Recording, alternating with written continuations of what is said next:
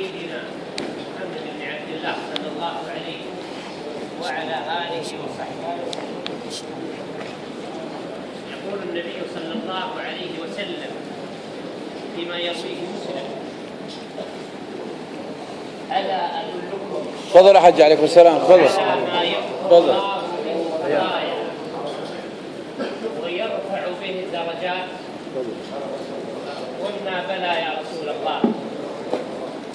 وقال عليه الصلاة والسلام: إسباغ الوضوء على المكاره، وكثرة الخطى إلى المساجد، تفضل حياكم. وانتظار الصلاة بعد الصلاة، فذلكم الرباط. جعل النبي صلى الله عليه وسلم فوائد الجهاد في أول الحديث، وجعل لفظة ترتبط بالجهاد في آخر الحديث. وفي هذا الحديث إشارة إلى أن المسلم إذا أراد أن يغنم فوائد الجهاد ويحصل فضل الرباط فإنما يتخرج من بيت الله عز وجل، يسبغ الوضوء على المكاره، ويكثر الخطى إلى المساجد، وينتظر الصلاة بعد الصلاة.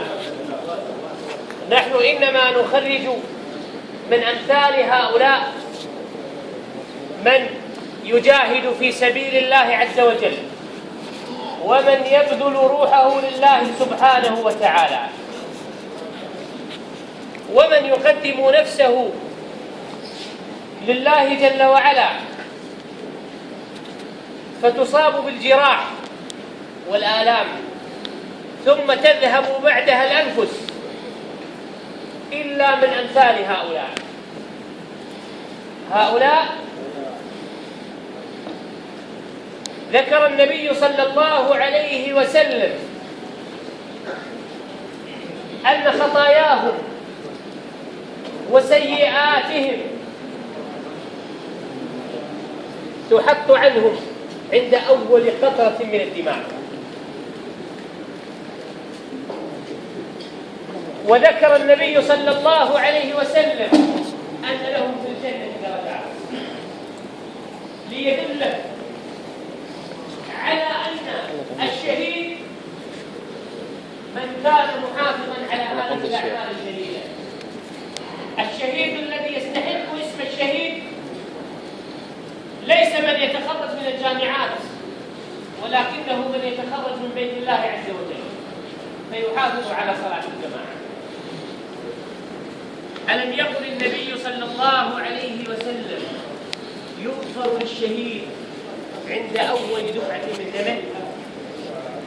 ألم يقل النبي صلى الله عليه وسلم: إن الله أعد في الجنة 100 درجة؟ لمن يا رسول الله؟ للمجاهدين في سبيله. مغفرة الذنوب، رفعة الدرجات، هذه فوائد ينتفع بها الشهيد.